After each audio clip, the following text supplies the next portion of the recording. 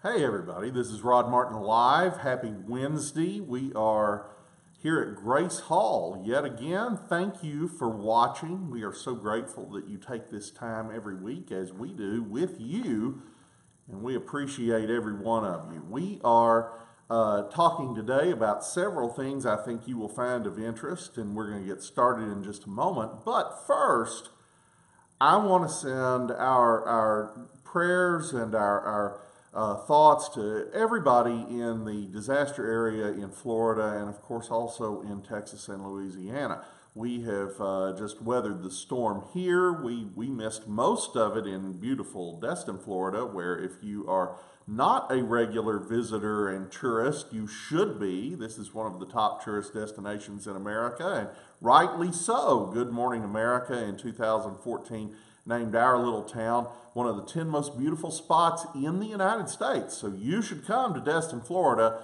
where I truly do have the best view in town. So you should also get on my good side and come see it. In any case, we want to tell everybody how much we appreciate our disaster relief workers in particular.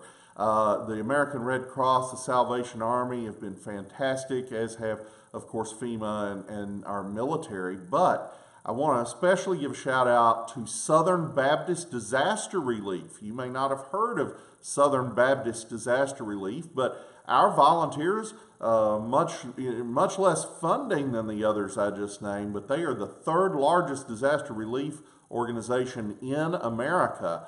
Sure enough, you may have never heard of them, but they're there, and they're bringing, actually, I've been told 90% of the hot meals being delivered to disaster victims in the state of Florida are coming through Southern Baptist Disaster Relief. So if you want to help that effort, and I encourage you to do so, whether as a volunteer or as a donor, please do not hesitate. Go straight to NAMB.net. Now that's NAMB for North American Mission Board, NAMB.net, where you can find out how to get involved financially or individually. I want to thank you for all your help. Now, let's get started. This week, in fact, you can find it on the Drudge Report right now, College Park, Maryland, dominated, of course, by our friends, the Democrats, just voted to legalize voting by illegal aliens. I don't even comprehend that. What kind of nonsense is it to suggest that someone who isn't even a citizen can vote? That is the definition of fraud. If anybody may show up and vote in any election, then elections become utterly meaningless. All you have to do, and a lot of our Baptist friends will understand this, when churches are not capable or willing to keep their voter rolls tight, and one day you're having a fight over the color of the toilet paper or whether the preacher preached the right sermon, and half the people in the business meeting show up out of the blue. You don't even know these people because they have been members for years. They don't even come to the church. They don't tithe. They're not involved in any way. But some deacon brings them all out, and these people who aren't even part of your church suddenly determine who your preacher is or isn't. That's what the Democrats are doing in College Park, Maryland. They have decided that whoever they can get to show up gets to vote, which gives a distinct, of course, advantage to those who want to cheat. College Park, Maryland is not alone. There are a bunch of Democrat-run communities that are doing this. This is the worst form of fraud. This is just the worst. And it's not limited to small communities you haven't heard of.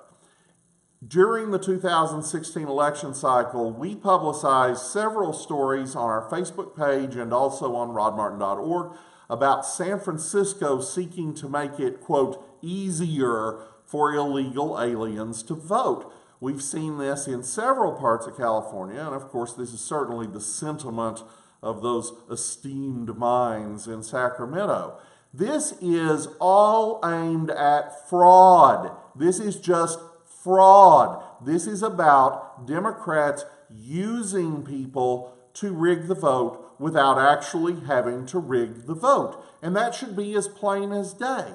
Whoever buses the right number of people, no matter their eligibility, no matter their citizenship status, no matter whether they're a taxpayer, no matter anything, if they can just find warm bodies to show up and vote for Hillary, Hillary wins. This is just pathetic. Now, let's put that in a little bit of perspective.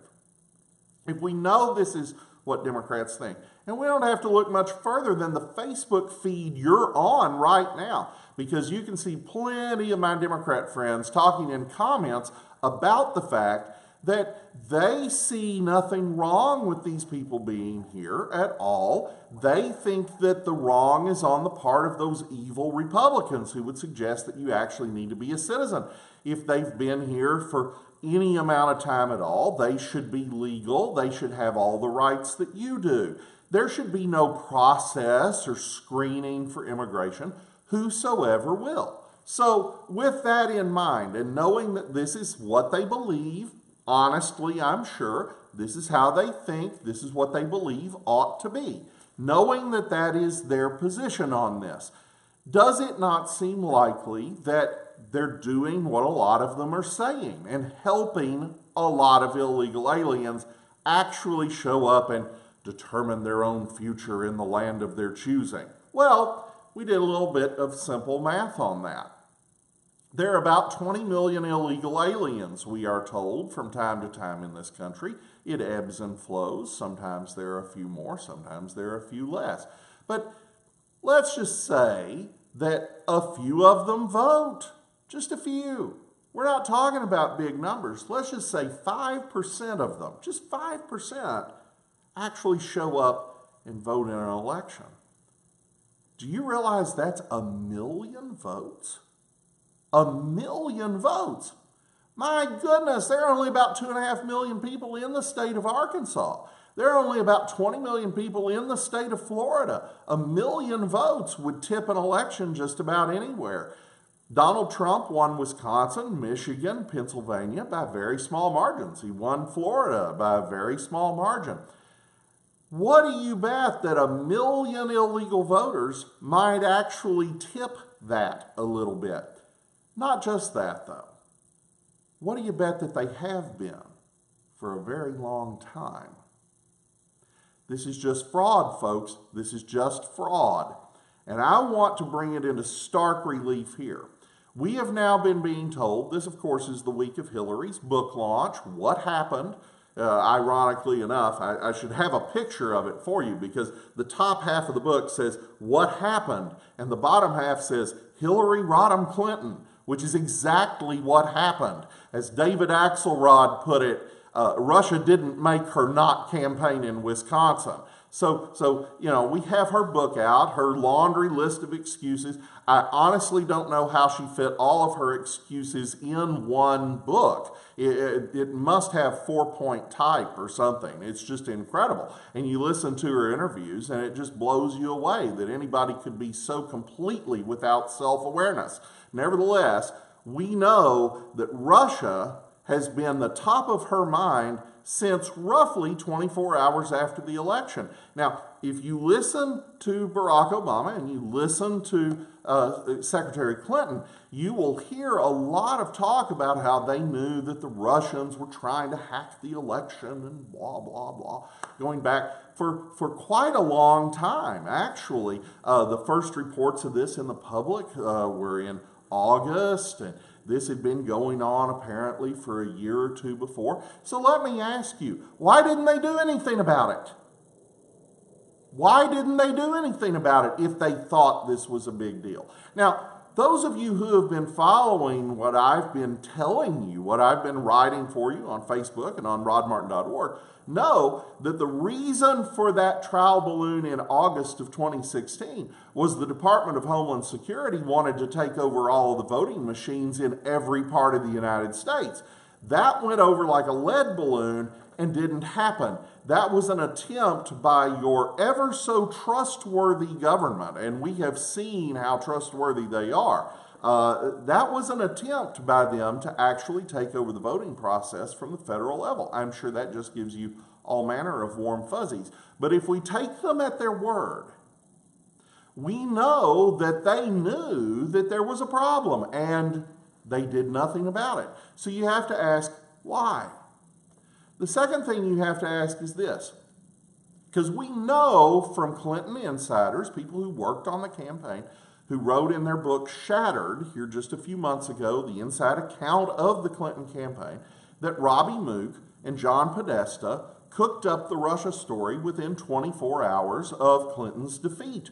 We know that this was the plan. They wanted to go forward with a scapegoat because obviously Hillary is completely incapable of taking blame for anything. So that was the plan. It's very well documented that that was the plan. And you see, even there, they had a hard time getting it off the ground. They spent a month talking about fake news and other things before they got around to Russia. So knowing that they believe, they've told us they believe, and of course we trust whatever they tell us they believe that Russia hacked our democracy. Let me ask you some questions. First, why were Obama administration officials so very, very fast to dismiss any possibility that the Russians had actually hacked any voting machines? Because they were, and they did.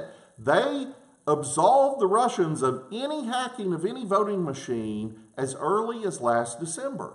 Now, let me ask you, how could they possibly know that? Did they investigate all of the voting machines? Of course not. Did they even say that they did? No. So if they are certain that Russia compromised the integrity of the election, and they're simultaneously certain that Russia didn't actually hack any voting machines, exactly where is the disconnect? Now, we know what they say, but I'm asking you seriously, how does that add up? Now, let's add a layer. You may have been paying attention, and certainly we've been talking about it a lot, on rodmartin.org, in the Rod Martin Report, and also on our Facebook page. We've been talking a lot about the fact that the Democrats are seeking to defund the bipartisan voter fraud commission that Donald Trump established. Wait, folks. Why on earth would people who think an election was just stolen want to get rid of a voter fraud commission? That doesn't add up at all. And of course, we know why. They know the election wasn't stolen. They know that all of this is just a way to keep Donald Trump in a negative light in the news, a way to get a special prosecutor appointed, a way to avoid reality. But there's a flaw in that process. The flaw is that the Democrats have been cheating in these elections forever. Chicago is a byword for fraud. All of these places are. Every place we're talking about, whether it's Milwaukee or Detroit or Dearborn or Philadelphia, all of these places are known forever for the machine politics the Democrats have played for a century, defrauding you out of office holders and, yes, electoral votes that the American people had coming. They didn't want an investigation in those places, which is the exact reason they cut off Jill Stein's recount in Detroit, because they knew that it would turn up real fraud. And the Democrats in Congress are today trying to defund the president's voter fraud commission. Think about that. Defund a voter fraud commission while investigating the president for alleged voter fraud. These people speak with forked tongue. You need to be aware that College Park, Maryland is not an isolated thing. College Park, Maryland is part of a strategy that has been spoken of as a truth. You will hear the Democrats talk about demography is destiny. They counted that chicken before it was hatched. They believe 2016 was a done deal because the future is all of these people who are not currently Americans. But the fact of the matter is, it was premature, and it did depend on vote fraud that they weren't able to control. College Park, Maryland is an instance of actually trying to help illegal aliens be the determinants of the future of America. It is grossly un-American. It is grossly wrong. And you need to know about it, and you need to stand up against it. So let's move on to something just a little bit more pleasant, and that is tax reform, specifically Donald Trump's outstanding tax reform plan, possibly the finest tax reform plan of my lifetime. Now, some of you know that I've been fighting for tax reform my entire adult life. This is a big deal to me, and if you go to rodmartin.org, you can read a great many things that I've written through the years, back 25, 30 years, on the topic of tax reform, why certain tax reforms are good for us, why certain tax reforms seem good but actually have some fatal flaws in them, and a lot of other things as well. Donald Trump's tax reform is not exactly what I've been working for all these years. And I want to tell you, my favorite tax reform plan is something I like to call the founder's tax. The founder's tax is simple. You eliminate the 16th Amendment entirely, and you don't tax any American citizen directly at all. The founders took the total amount of federal spending, divvied it up based on the number of people in a state that they had to find out, because the Constitution requires a census every 10 years. You think that's just for congressional representation and for electoral votes, but no, it was actually for taxation as well. And then they literally send an invoice to each state capital. What this did was it forced the state governments to collect the taxes necessary to run the federal government. And you think, well, that's kind of arcane and doesn't really matter. Why do you care, Rod? I'll tell you why I care. Because what it did was it made every state capital very conservative about federal spending. By forcing the state Senate and House in Tallahassee or in Austin to actually have to collect all that insane amount of money that the government wants to dip crucifixes in urine and to give illegal aliens welfare and all the boondoggles that they engage in, 50 state capitals looked at it and said, no, we're not doing that. We're not going to be your tax collectors. And they forced discipline on Washington. Now, I want to tell you, that worked a lot better before the 17th Amendment. Note, the 16th Amendment gave the federal government a direct tax on you, an income tax. The 17th Amendment, passed at exactly the same time, eliminated that part of the Constitution by which state legislatures elected the United States Senate. It was sort of a House of Ambassadors from each of the states. The idea here was simple. If Congress could only tax you through your state legislature, and your state legislature elected your Senate, the Senate, being representative of the state government, would stop egregious spending on the part of the House of Representatives and the President. So there was a break on runaway government. Sure enough, what happened? The minute we had an income tax, so they tax you directly, and a Senate that isn't accountable to anybody except the voters once every few years, government spending went crazy. In fact, you can chart it very simply, and I'll give you the short version. It looks like this. So we don't like that. And the ideal tax is what I call the founder's tax. I keep threatening to write a book on that, and someday I will. So you should stay tuned for that. Or let me know if you'd like to see it. And if you do, maybe we'll actually get around to writing it. In any case, that's the best tax reform. But the tax reform that Donald Trump is suggesting is fantastic. As you know, the general idea is that we will simplify down to just 3 tax brackets again, as Reagan did, a 35 rate, a 25 rate, and a 15 rate, and that's great. What is innovative, though, is that Donald Trump is willing to do what the Democrats have never been willing to do. The Democrats have long had a special tax rate for their corporate donor buddies. The 35% tax rate on corporations is lower than you would pay if you were an individual rich person. They do this for a reason. They get a lot of money from these people. And if you don't believe me, just listen to Google and Facebook lately. These guys are totally in bed with the Democrats in every possible way, from censorship to funding their initiatives, whatever it is, these guys love them. Capitalism is not the philosophy of big business, folks. Capitalism is the philosophy of the little guy trying to move up the ladder. It's mom and pop building a grocery. Somebody who, by the way, may have immigrated legally from a place like Cuba, or for that matter, Mexico, or Poland, or wherever. They come here, they have a chance at economic liberty. And when they do, they start something, they grow it, they nurture it. That's capitalism. Getting from nothing to something.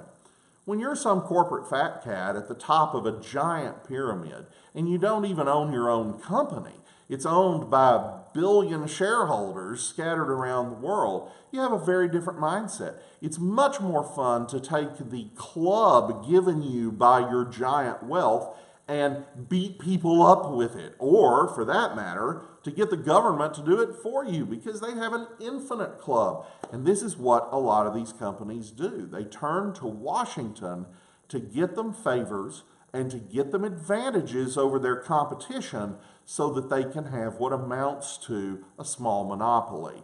This is wrong. This isn't capitalism. This isn't freedom. This is just feudalism. The powerful using government to keep everybody else in line.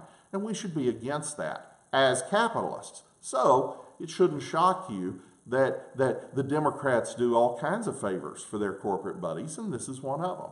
Well, back in the day, a 35% corporate income tax rate was actually very low. It was one of the lowest in the world, but the world caught on. So all around the world, there's been this spree, as it were, of cutting corporate income tax rates.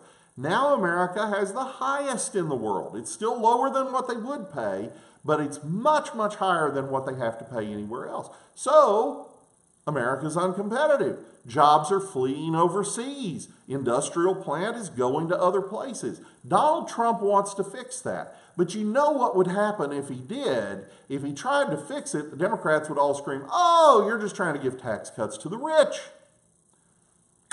Not Donald Trump. Donald Trump's been the little guy. He and his dad came from Queens. They were just small business guys in one of the outer boroughs. They didn't start where they are. So Donald Trump has done something that I've never heard anybody even attempt. Not just cut the corporate income tax rate down to a more reasonable 15%, but cut the tax rate on small businesses down to 15% too. If you have an LLC, limited partnership, any of these forms, an S corporation, whatever you have, your tax rate would come down also.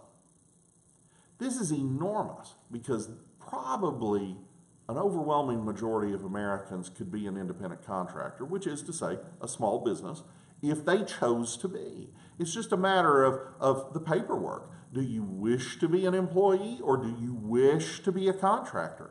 If you wish to be a contractor, suddenly your tax rate might drop from 35 or 25 or the current 39.4 plus all the surcharges that Obama put on all of our hardworking people. You might go from a 40-something% tax rate to 15 retroactively to January 1. That's an incredible boon to all of America. And of course, Donald Trump also wants to do away with the death tax, which I've been preaching against forever. The death tax is an abomination. You already got taxed on 100% of that money while you lived, and now you're going to get half of it taken away? This is horrible. This is horrifying. How could you do this to people? And it's not just that. That would be small. No. Do you think rich people pay this? Look at Warren Buffett. He's all about the death tax. He believes in it, or so he tells you. But he just gave away 85% of his net worth to his foundation. Not actually one he directly controls, but the one his buddies, Bill and Melinda Gates, control. And he sits on the board with them. All of that money's tax exempt, and he gets to pretend he gave it away. But in reality, he's just making sure that his chosen heirs get all of his money untaxed. That's what the really rich do. They have 1,000 ways to keep Uncle Sam from getting that money. Who does the death tax affect? The death tax affects mom and pop again. The mom and pop grocery down on the corner. Those guys work their hearts out their whole life. They start out by working 3 jobs. You know, mama's in there scrubbing toilets at 2 in the morning, doing the dirty work that it takes to make something. They do that their whole life. They build up something. Maybe it's worth $6 million. Maybe it's worth $7 million. That's not cash money. That's the building. That's the stuff in the building. That's all of the things that make a business go. You know what else it is? It's the workers. It's the jobs. It's the payroll. So mom and pop die. And the kids get it, and Uncle Sam wants to take half of it. Well, they don't have cash money for half of it. They're going to have to sell it. They're going to have to destroy all those jobs. They're going to have to quit adding value to their community. That's who gets it. Because people like Warren Buffett aren't for you. They are for preserving their place at the top of the totem pole. That's what they're about. And they have sneaky ways to do it. Warren Buffett, he makes more of his money on this than anything else on insurance. Because life insurance is one of the main scams by which those who support the death tax avoid having to pay it. It is a huge cost on virtually everybody that would not be necessary. So it's another tax on you, just indirectly. Donald Trump's plan eliminates all of that. Donald Trump's plan lets the working man get ahead. Donald Trump's plan is actually very reminiscent of Abraham Lincoln's plan. Abraham Lincoln and the early Republicans, as you know, had a slogan. This was the animating force of the early Republican Party. Free labor, free soil, free men. And the idea of free soil was we weren't going to let slavery extend into the territories like the Democrats wanted it to. And the idea of free labor was that we wouldn't have a bunch of sharecroppers. We wouldn't have a bunch of slaves. We'd have a bunch of freeholders like Thomas Jefferson talked about back at the beginning of the Republic. People who actually own their own land. People who actually have a stake in the system. People who actually have a way to get ahead and aren't dependent on an employer. Free men. No more slaves, but not just no more slaves, no more aristocracy, because you can't have a slave class without a de facto aristocracy, and that's what the Southern planter class was. That's the roots of the Republican Party. It's no accident that the Democrats were against it. It's no accident that they went to war to prevent it. It's no accident that they built a terrorist organization called the Ku Klux Klan to stop it after it happened. And it's no accident that that's what Antifa is about today. Donald Trump's tax plan is about an entrepreneurial revolution, an opportunity for every American to have their part of the American dream. And not only that, it will unleash record growth like nothing we have ever seen in our lifetimes.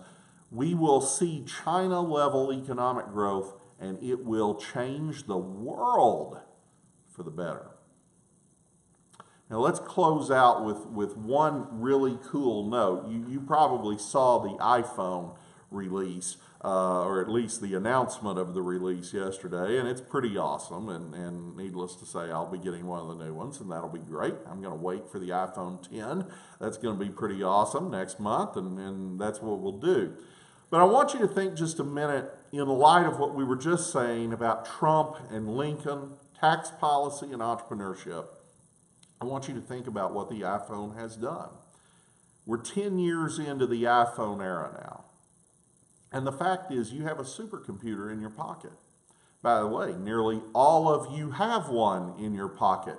From the poorest to the richest, you almost all have one. You used to buy a calendar. You used to send letters. If you wanted news from multiple sources, you used to have to buy newspaper subscriptions.